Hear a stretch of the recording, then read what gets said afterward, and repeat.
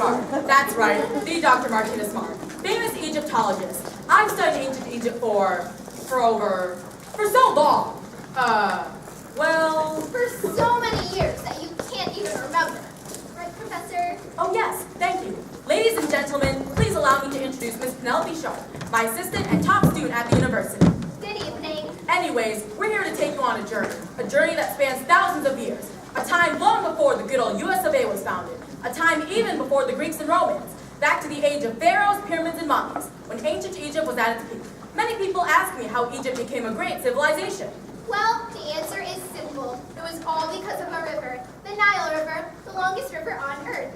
It flows from Sudan and Ethiopia in the south, all the way to the Nile Delta and the Mediterranean Sea.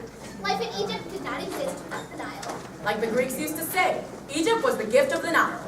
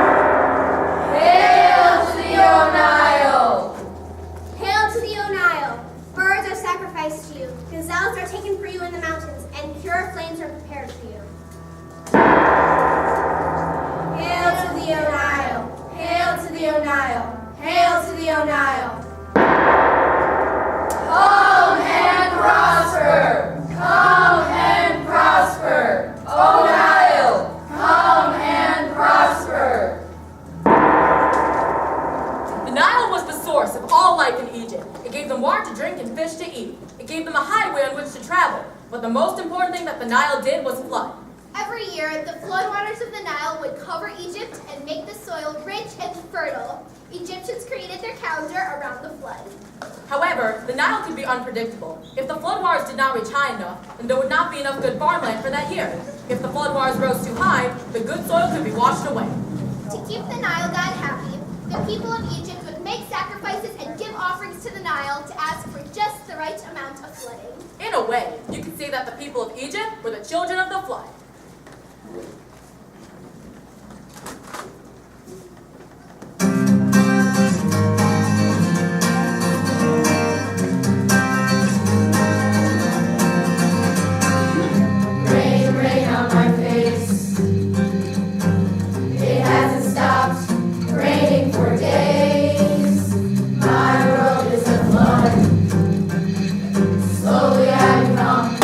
One with the mud, but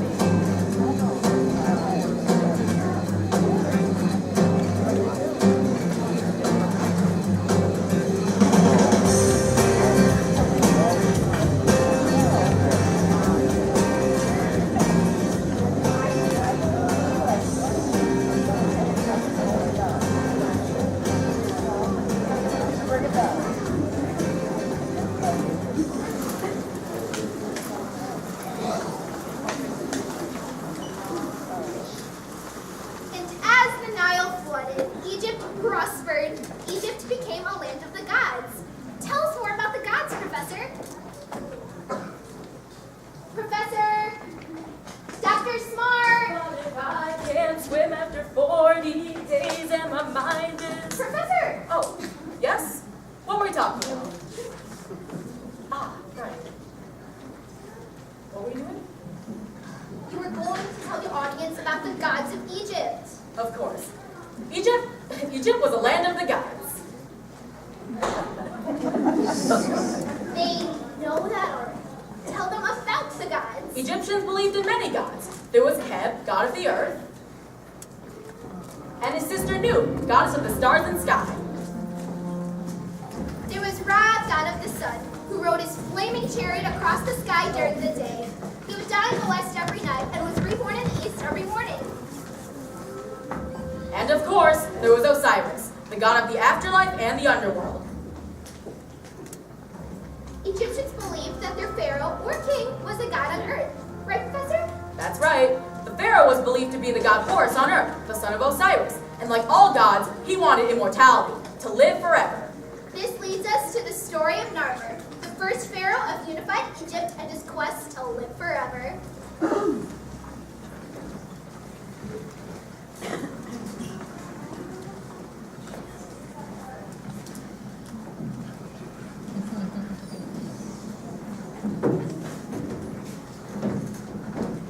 All hail Narmer, pharaoh of Upper and Lower Egypt, child of the sun god Ra. All hail Narmer! All hail Narmer, son of Osiris, embodiment of Horus, etc., and so on and so forth. All hail Narmer, etc., and so on and so forth. Enough? Vizier, what's on my schedule today? In the afternoon, you're meeting with the ambassadors from Canaan. Ugh, boring. First, the chief embalmer has requested an audience with you. She believes she has found a way for you to live forever. Live forever. Send her in right away. Yes, great pharaoh. All hail Narmer, pharaoh of Upper and Lower Egypt, child of the sun god Ra. Skip that part. Embalmer, stand up. What do you know and how can you make a man live forever? Great Pharaoh, I've discovered a way for you to preserve your body forever. You will be able to keep your human body as you walk with the gods in the afterlife. By the beard of Osiris, how can this be? It is possible through a process called mummification. Get back to work. When your earthly life has come to an end, your body will be taken to a special place to be prepared for the afterlife. After a period of 70 days, your body will be ready to serve you for all eternity. 70 days? Well, why would I have to be without my body for so long? Great one, it is a long and complicated process, and it cannot be rushed. If it is not done properly, your body will rot. Rot? How can you stop that? After you die, your body will be washed, and then you'll make a long cut along the left side of your body, What for? so that we can move your organs divinely. We remove your lungs, liver, stomach, and intestines. But I will need those in the afterlife. Of course, but they will be preserved separately. They'll be mummified and cannot be judged. Well, what else happens? Next, we take the heart, the home of the soul, of course, and stay in the body at all times. Well, after that, what happens? Next, we take this long metal hub. What do you do with that? Well, it's very simple, Great Pharaoh. You shove this up your nose, chop your brain up into little pieces, and then pull out the parts. Pull out my brain. Why, yes. Everyone knows that the brain serves no function and is totally useless. Yeah, I knew that. What happens next? Please allow me to have some of my co-workers explain more about the process.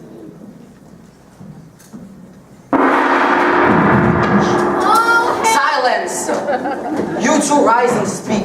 Great one. Your body will then be covered in a salt-like substance called natron. It takes 40 days for your body to dry completely. Then your body will be covered in sacred oils and perfumes. Once your body is completely dry, we will wrap your body in linen. We will use resin between the layers to keep the body waterproof. This takes another 15 days. Divine Pharaoh, a great golden mask of your likeness will be placed over your head so that the gods will recognize you in the afterlife. Great Narmer. We will then lay the mummy in a golden coffin. We will surround your body with charms, amulets, jewels, and valuables that you will need in the next world. Wonderful. Absolutely fantastic. Yes, Pharaoh, your body will be preserved forever and for all time.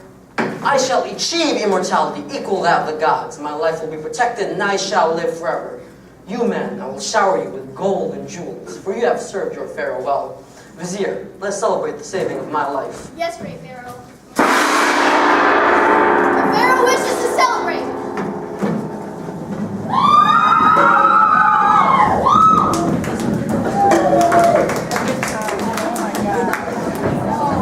Oh my gosh. That's so funny.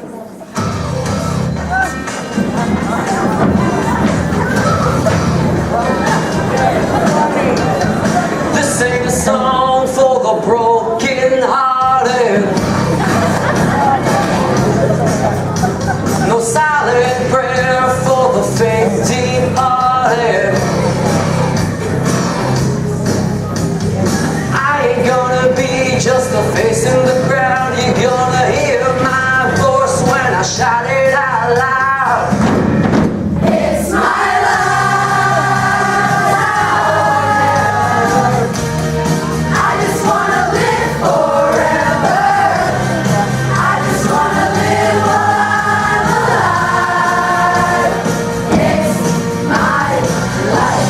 My heart is like an open highway, and they can say I did it my way. I just wanna live while I'm alive.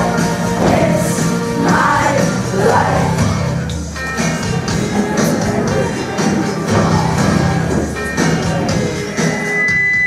This is for the ones who stood their ground. For people like me who never back down. Tomorrow's getting harder, make no mistakes. Love ain't enough, you gotta make your own breaks. It's my life.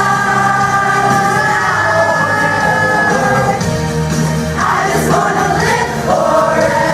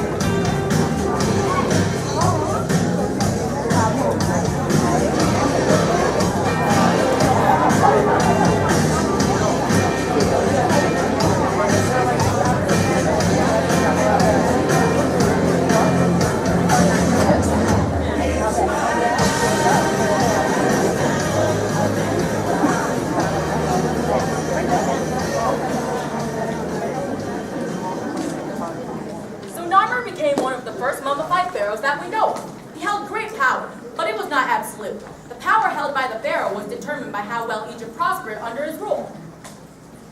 Or her rule.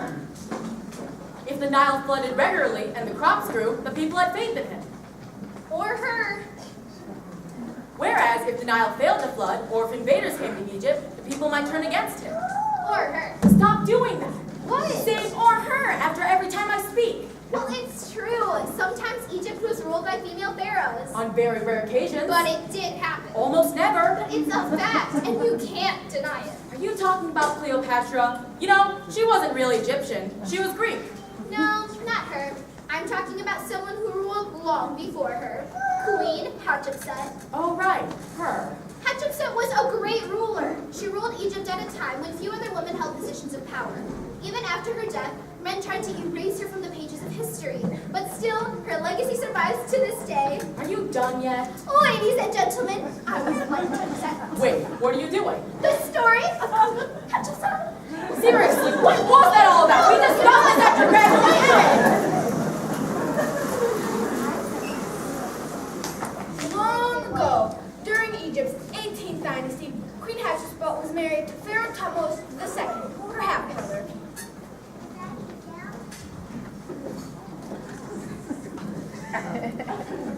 After a reign of about 14 years, Pharaoh Thutmose II became ill and died.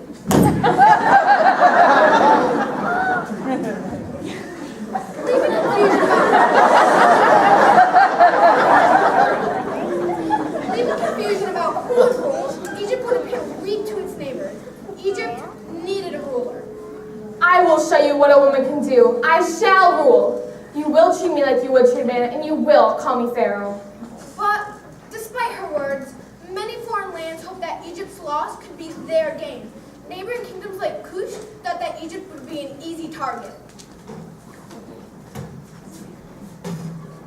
Thutmose was dead, there's turmoil in Egypt. The time has come to strike. My king, it is said that the wife of Thutmose, Queen Hatshepsut, may rule as pharaoh. A woman rules a pharaoh. How much we do? It is said that she is very wise and carries herself like a strong shut. Matter. A woman's place is not on the throne. She can't possibly rule as well as a man can. It is said that she dresses like a man and makes everyone call her pharaoh. They say she even wears a false beard. That can't be true. But it was true. Queen Hatshepsut was a good and fair ruler. During her reign, she made temples and landmarks. She also created a distant trade route. She ruled for 22 years and Egypt was at peace. But as she grew older, her stepson, Thutmose III, became jealous of her power and popularity. He was next in line for the throne and he wanted to rule for himself.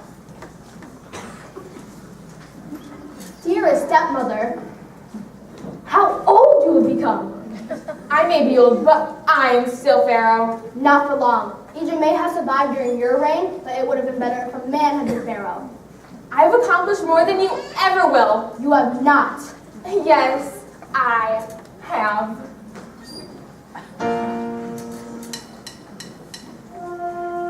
Anything you can do, I can do it better. I can do anything better than you. No, you can't. Yes, I can. No, you can't. Yes, I can. No, you can't. Yes, I can. Yes, I can. Anything you can be, I can be greater. Sooner or later, I'm greater than you. No, you're not. Yes, I am. No, you're not. Yes, I am. No, you're not. Yes, I am. Yes, I am. I can hit a partridge sitting on an ostrich. I can get a sparrow with the bow and arrow. I can live on bread and cheese. And only on that? Yes. So can a rat. And no, you can reach. I can go higher. I can sing anything higher than you. No, you can't. Yes, I can. No, you can't. Yes, I can. No, you can't. Yes, I can. No, you can't. Yes, I can. Yes,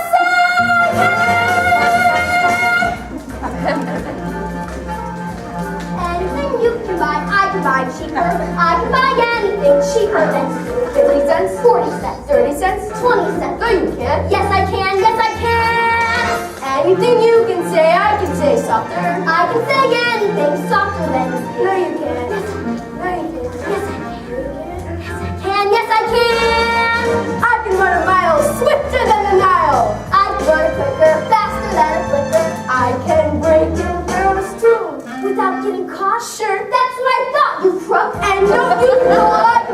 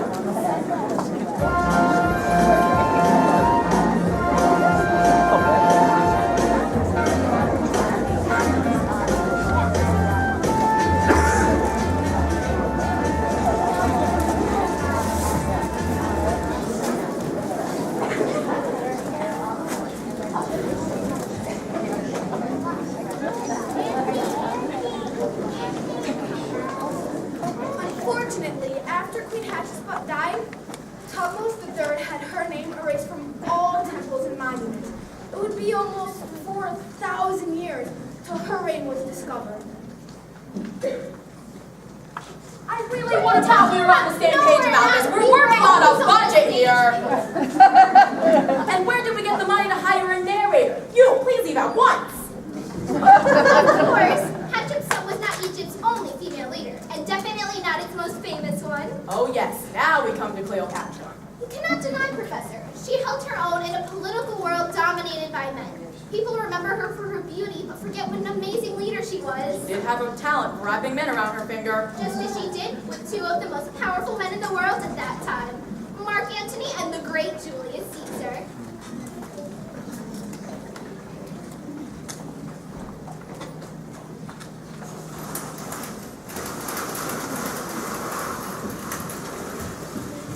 Look, a large party of military men are approaching the palace. Yeah, it's the Romans. Haven't you heard?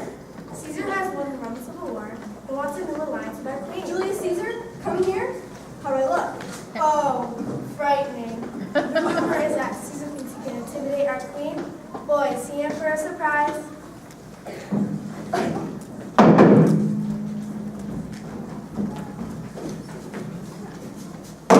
Announcing the arrival of the great and triumphant Gaius Julius Caesar, the conqueror of Gaul and Britain and the Germanic tribes.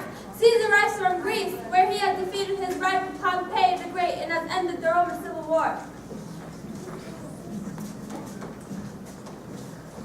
Alright, where is this young queen I've heard so much about? I don't have much time to waste here in Egypt. I must get back to Rome and set things right. Patience, Caesar. I am anxious to meet with this Cleopatra. Men say that her beauty is enough to stop Nile. You rule too much by your heart and not enough with your head, Antony.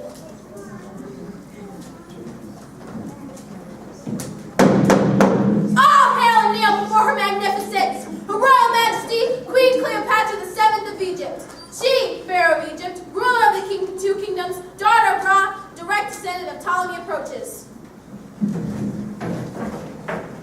Well, she certainly seems to have an effect on people.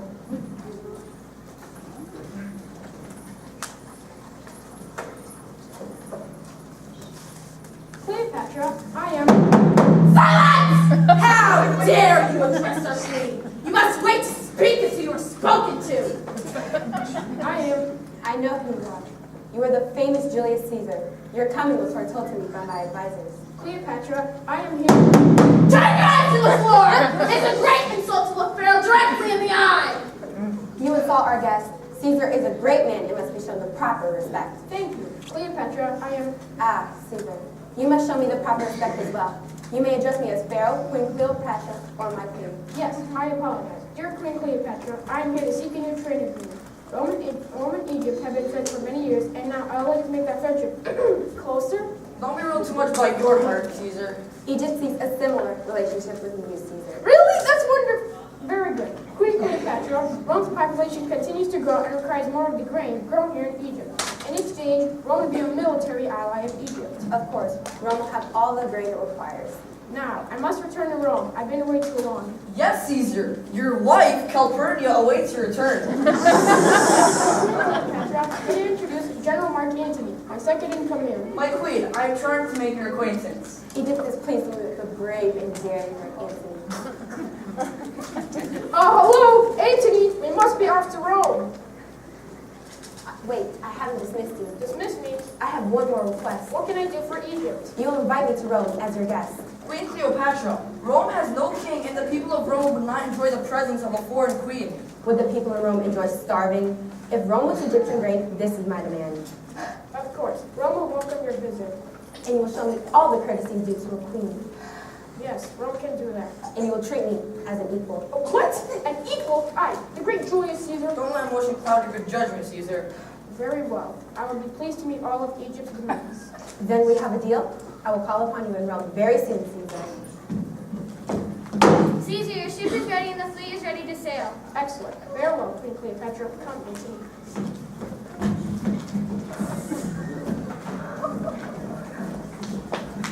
General Antony, must you leave so soon? Can you not stay here in Egypt? My queen, Caesar has an awful habit of making enemies. Rome is full of men that flash a smile at you just as they flash a blade of a knife in your direction. In other words, I have to watch his back. In any case, Antony, Egypt hopes to see each other again. Cleopatra, I'm certain that we will, someday.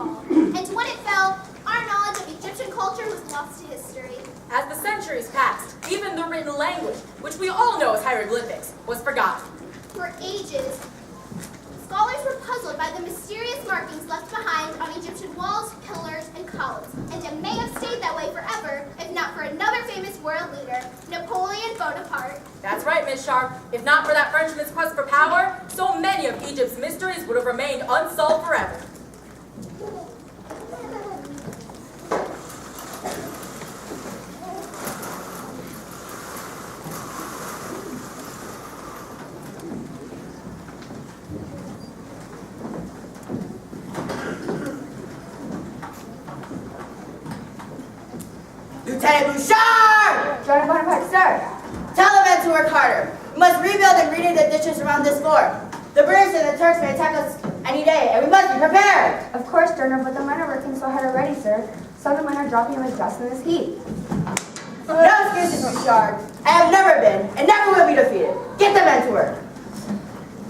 I'm sorry, ma'am, but you heard the general. The British and the Turks are headed this way. I know it's hot, but we must work to finish the fort. Sounds to me like we're just here for one man's glory. That's right. We're the ones who drop dead while he gets famous.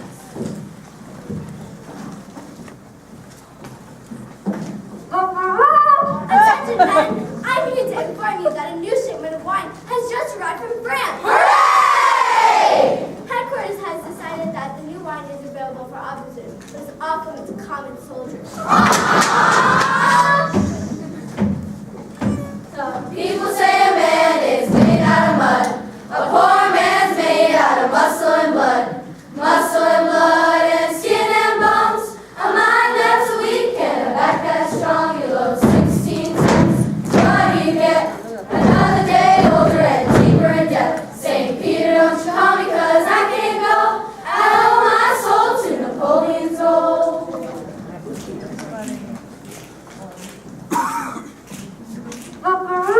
Attention, men! I have news about the daily ration of food. Oh, Lord, I'm so hungry. I'm starving. Haven't had a decent meal in weeks. Headquarters announces that, due to shortages, the daily ration of bread and cheese has been cut in half. I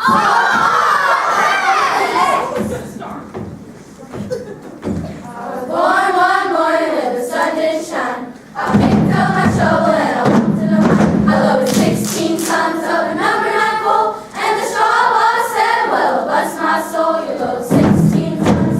What do you get? Another day older and deeper in debt. St. Peter, don't you call me 'cause I can't go. I owe my soul to Napoleon's gold.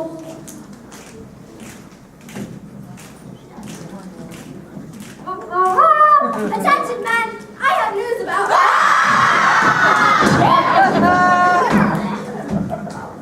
I was born one morning, it was drizzling rain. Fighting and trouble on my middle name. I was raised in a Cambridge by an old mama line. Can't no high-tone woman make me walk the line. You load 16 tons, what do you get? Another day older and deeper in debt. St. Peter, don't you call me 'cause I can't go. I owe my soul to Napoleon's gold. If you see me coming, better step aside. A lot of men did and a lot of men died. One fist of iron and the other of steel. If the right one don't get you, then the left one will. You load 16 tons. What do you get? Another day older and deeper in debt. St. Peter, don't you call me 'cause I can't go. I owe my soul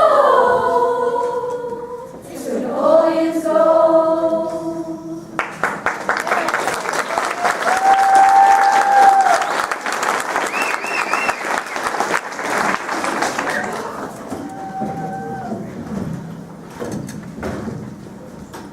Lieutenant Bouchard, I saw something very large. What is it? I don't know, but it's very large and dark in color. Uncover it.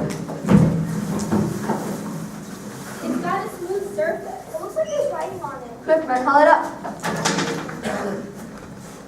There's definitely writing on it. And not just one language, but 3. What do you think it is, sir? Men, I believe you have made a very important discovery. What's so important about it? It's just an old stone with scribbles on it. There's stones like this all over Egypt. Yes, but this stone has 3 languages. One is Egyptian hieroglyphics, which no one has ever been able to translate. However, that one is Greek, and that one is modern Egyptian. This stone can be translated. This may be the key to learning the language of Egypt. Really? Amazing. Wow, fantastic. Men, this may be one of the most important discoveries in history. We must celebrate. I will get you all a full day's ration of bread and cheese and all the wine you can drink. Hooray! 3 cheers for Lieutenant Bouchard. Hip hip. Hooray! Hip hip. Hooray! Hip hip. Bouchard! What is the meaning of this? Sir, I believe the men have made a very important discovery. That thing is just another old rock. Sir, I believe this may help us to figuring out the language of ancient Egyptians. Why should I care about that? Will they help me fight the British and the Turks? No. This is an historic discovery. It will be known around the world. Historic? Known around the world? Definitely, sir. Well, of course I knew that. I knew that all along. In fact, that's why I had to get here in the first place. But sir, I have to be congratulated. What I have done is a service to all mankind. 3 cheers for Napoleon